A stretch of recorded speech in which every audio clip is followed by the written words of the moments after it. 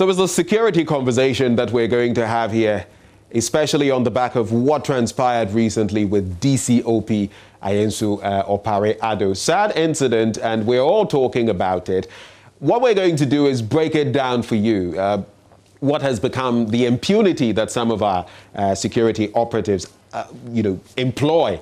But even more, the issue of vigilante groups and what we should be seeing as far as our political establishment is concerned. So briefly, I'm going to walk you through some incidents that have happened in the past, some attacks, assault that has taken place, and then we shall come back to the current situation of what happened to DCOP Ayensu. Mind you, there was an earlier incident in 2017, and as we talk about it, we shall highlight that. So right here, we have January 9, 2017, and a policeman at the Flagstaff House was assaulted by the Invincible Forces. Now, if you remember this incident, this was, of course, after the 2016 elections, and this ensued after that. So that was on January 9. Now, stick with me with the timelines. Then we go to February the 22nd in the same year, 2017, and the MPP's Kandahar boys attacked the Tamale Teaching Hospital CEO. This was a long-standing issue that hit our media space. We were all talking about it. How did that culminate? Well, so that happened in 2017. No proper closure to that matter. Then, in the ensuing month, yet another one happened. This was in March 2017, and there was an attack on the Ashanti Regional Security Coordinator in Kumasi. So now, this becomes the second time that we have had some such attack of this nature, and it's both been in the Ashanti region. You go to March the 30th, 2017. Again, the Invincible Forces attacked a school, the school feeding program caterers in Atebubu. That was in March 2017, where the attack on school feeding caterers in Atebubu actually occurred. Fast forward, you go to April. So if you look at the trajectory, you have January, February, March, twice in March, and then April. So in each of the first quarter of 2017, we had some such attacks. Now in 2017, Delta Forces stormed a Kumasi court and freed 13 suspects in open court. The Delta Forces stormed a Kumasi court, freeing 13 of the suspects in open court. The Lady Justice, the harrowing experience that she went through. We all recall that incident. There was a lot of talk about what should happen, but what did happen? Well, you know it better than I do. Then we go to April the 3rd, 2017. Invincible Forces locked up the Eastern Regional NHIS office. So it's not just been the regional coordinators. Here we look at the Eastern Regional NHIS office, which was locked up by Invincible Forces. July 27, 2017, the Delta Forces stormed the Ashanti Regional Metro Mass Transit Terminal over its new director, whom they were unhappy with. In August 2017, Invincible Forces threatened chaos over jobs in Tema. Let's go a bit further to October, and the Kandahar boys locked up a school feeding office in Tamale. So this would be a recurrent theme, the second time at least in this chain of events. And then in May 2021, the latest that we have, we see that attack by purported Delta Forces operatives on the Ashanti Regional Security Coordinator. And so that is the situation we're grappling with currently, the sort of impunity that we've seen in this regard. But before we come to the current, situation, what has happened, we want to give you a bit of a teaser, right? We want to take you back to 2017, when the initial incident where a regional coordinator, again in the Ashanti region, was attacked. Take a look.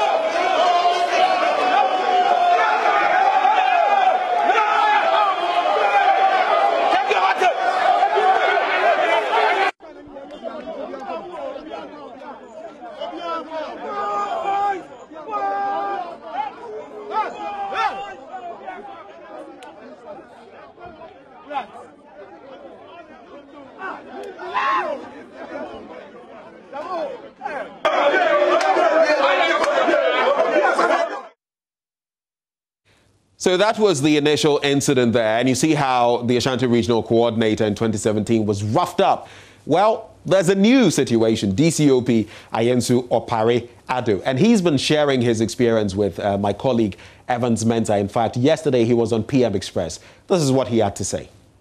On the 11th of this month, at about 5 p.m., I was in the office with my secretary when a group of 7 young men came to the office and said that the National Security Coordinator has asked them to bring me to Accra. I told them I wasn't going to go to Accra with them. They should go. I will be there myself the next day. They said no. Then they started struggling with me and they handcuffed me. And when they did that, we were struggling. And I said, I won't go. My wife is in Accra. She's come back to me in Kumasi. I can't leave her in Kumasi and go to Accra. They asked of the vehicle that I was using, and I said the vehicle was at home. And so my boys brought the vehicle. So when they brought the vehicle, they wanted us to go down. I said, I won't go. Then we started struggling again. And I told them that I wanted to go and urinate. And one of them followed me and said, and I asked why he was following me and said, oh, but we're all men. You can, sorry, I can follow you. I said, no. He followed me to the toilet and I urinated and came back to my office. Then my boys, when they were bringing the vehicle, informed the police that this was what was happening in my office. And the police came. The first team came, and the second team came with the Deputy Regional Police Commander, who immediately directed or instructed that the 7 men should be arrested. And they were arrested, and I followed them to the regional police headquarters. And when we got there,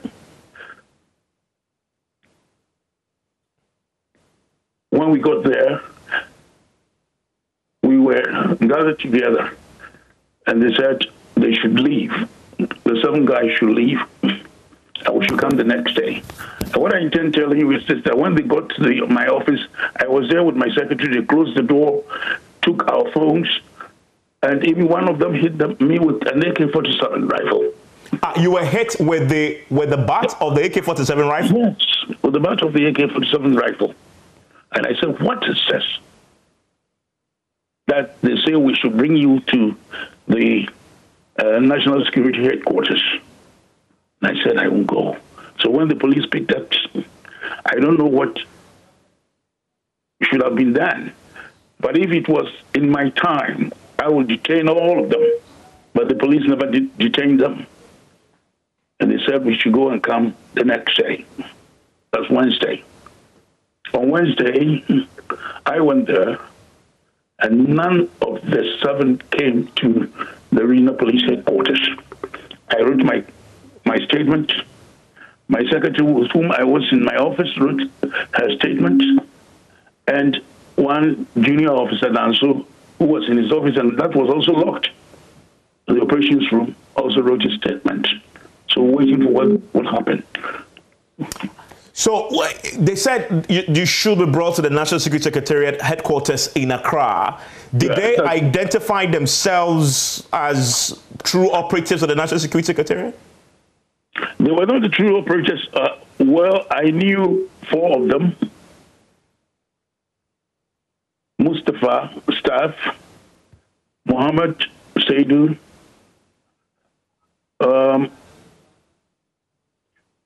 Kerry, and Atta. I knew 4 of them who had been with me in Kumasi. They were coming to my office.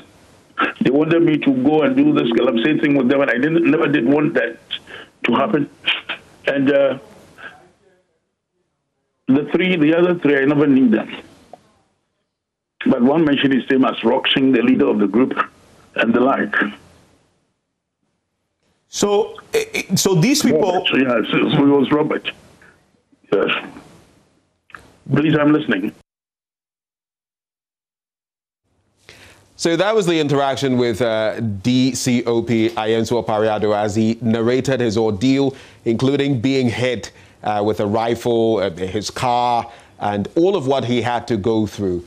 And this is the second time in a matter of what, some 4 years that this is happening. Let's connect via Zoom now with our court correspondent, Joseph Akable, who is going to take us back a bit because we're looking at vigilantism here. These political party juntas coming into sharp focus. And that also raises questions from the Emil Short Commission's work, its recommendations on the back of what happened in Ayawaso, West Wuogon.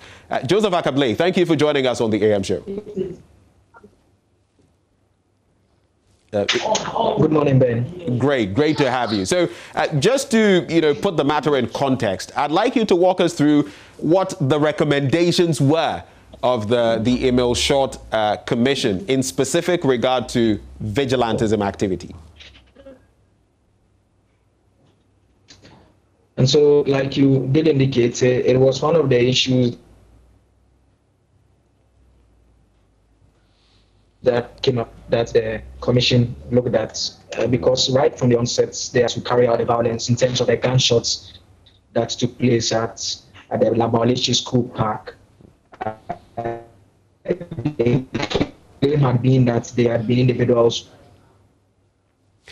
So it appears technology is not helping us this morning, but we'll employ another means. There are many ways of killing a cat. So we'll connect with Joseph Akable via the phone lines since Zoom is not being particularly helpful. But we're simply trying to trace our steps back in terms of the historical antecedents, what has been happening on the back of some of these assaults by vigilante groups. And the latest we've heard, the one on DCOP Ayensu Opariado. So we go back to Joseph Akable, our court correspondent, who also has details in respect of the Short Commission's work. Joseph, so let's start again to break it down, what the recommendations were of the Short Commission. And so in terms of the general recommendations, when you just open that part of the report, there are 15 instances where the commission makes reference to militia. And you recall that the commission opted to describe them as militia. So one recommendation that the commission made was that there should be the immediate criminalization of the establishment and or funding and other support for militia organizations in Ghana. In terms of the government white paper that was issued, government did indicate that, one, it disagrees with the commission in terms of its characterization of the group as militia, but government did note that even prior to the commission completing its work, it has been able to pass the Vigilante and Other Related Offences Act, that is Act 999. And so that was by way of the government response to this particular recommendation. Another recommendation that the commission made with regards to this particular issue was that there should be a multi-stage process to enable all aspects of the problem of party-associated militias and vigilantes to be appropriately explored. And in terms of what has been done about this particular one, we can look at the efforts by the Peace Council that you recall engage political parties, and eventually a code of conduct was issued where the parties committed to disbanding such groups. Again, the commission recommended that in terms of its findings, it's an important finding that made. The commission finds rather disturbingly that the national security establishment is a means by which party faithful are resettled. Whether or not these persons who perform vigilante functions are members of any known militia groups, their very presence within a state security machinery encourages opposition parties to also seek to counter their activities, given that these persons are citizens and not ordinarily disqualified from such appointments. The Commission is particularly worried at the manner of the absorption and absence of a system for proper training and re-socialization. And so the Commission was raising concerns about the fact that it appears people who belong to political parties and sometimes belong to these vigilante or militia groups tend to get into the national security apparatus, and it believes that that was not something that helps very well. Another observation that the Commission made was that it says the current situation reflects an easy transition in which members of a party militia are appointed into the national security apparatus. Then party-associated vigilantes or militia, the Commission finds that the reality of militia groups either formed by the political parties or otherwise affiliated to them is beyond reasonable doubt. It goes on to say that evidence led before the commission clearly showed that these groups are either actively supported and or funded by political parties. And so the concern really that came out of these recommendations was to urge the political parties and government, for that matter, to either use legislation or ensure that the practice where individuals are recruited into this state security, especially the national security architecture, it becomes a thing of the past. And government agreed, except that it disagreed with the characterization, and also made a point that by way of the evidence that had come up in the commission, there was no specific evidence that showed specific individuals who belong to the vigilante groups who had gone into the national security architecture. So, Joseph, one thing of interest to me in all that you have said is the bit about that recommendation concerning the fact that national security as an establishment is becoming a means by which party faithful are resettled, which also encourages opposition parties to counter their activities. And it appears this is something that we've not been able to run away from. The Peace Council doing its bit with the pact that was signed by the major parties in our country. But it would appear, on the back of what we've seen with DCOP Ayensu Opariado, that we still have quite a bit to do. Maybe your concluding thoughts right before I let go of you, Joseph. I mean, I think this particular issue in terms of the Ethiopia Opariado situation is a reminder. And yesterday, Professor Enin was spot on when he made the point that it appears that the conversation ended right after the recommendations were issued and the white paper also came out. And so it just reminds all of us that there's more to be done by way of ensuring that we deal with the matter. What is interesting to note is that if you recall, the political parties were supposed to actually, under the Vigilante and Other Related Offences Act, they were supposed to write to the AG's office informing them of the groups associated or affiliated to them, which groups they would have indicated as such groups are disbanded. But we know for a fact that that did not happen, and as it stands now, no one has been prosecuted under that particular new law that was formed. So if we are being told that the Delta Force, which is per the new vigilantism law, is actually an outlawed group, it's illegal to even say you belong to such a group. And so to hear that the group has carried out such an action is very disturbing, and obviously means that the state security, the police, that for that matter, need to move into effect the arrest for the prosecution in line with this particular law to take its course. Well, Joseph Akablay is our court correspondent. Interestingly, as part of the short commission's, recommendations, it was said that the SWAT team at National Security ought to be disbanded. That is something that has not happened. Coming to the fore, DSP Azugu, who also comes to the fore when it comes to the Caleb Kuda issue in recent times, a related matter. But we have Professor Enin, security expert, who spoke as well on PMX Express yesterday with Evans Mensah. This is what he had to say about the situation. Here we have a second security coordinator with a presidential commission being brutalized, being humiliated, being threatened. And now, this is not just an ordinary individual. This is an officer and a gentleman who is risen through the ranks to the position of a deputy commissioner of police. This is an officer who has served as a regional commander.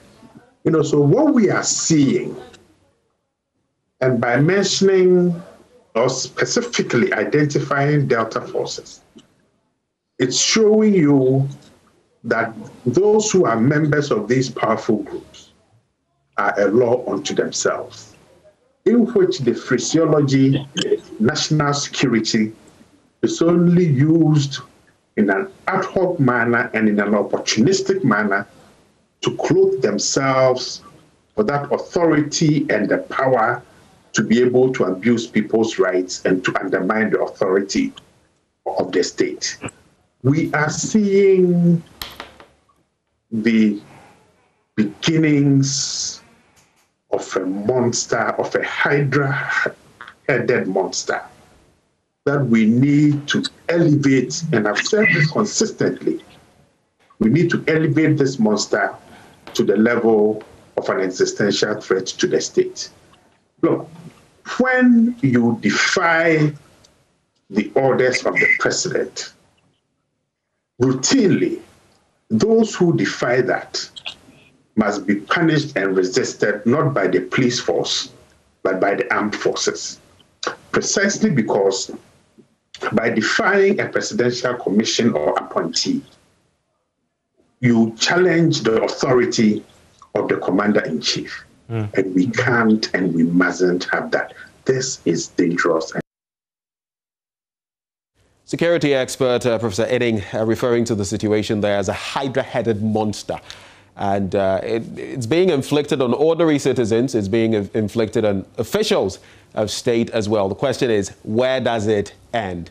Well, it's a conversation that we shall keep having. But when we return after the break that comes up next, we bring you a lot of action on the National Science and Math Quiz calendar. You don't want to miss that one. Do stay.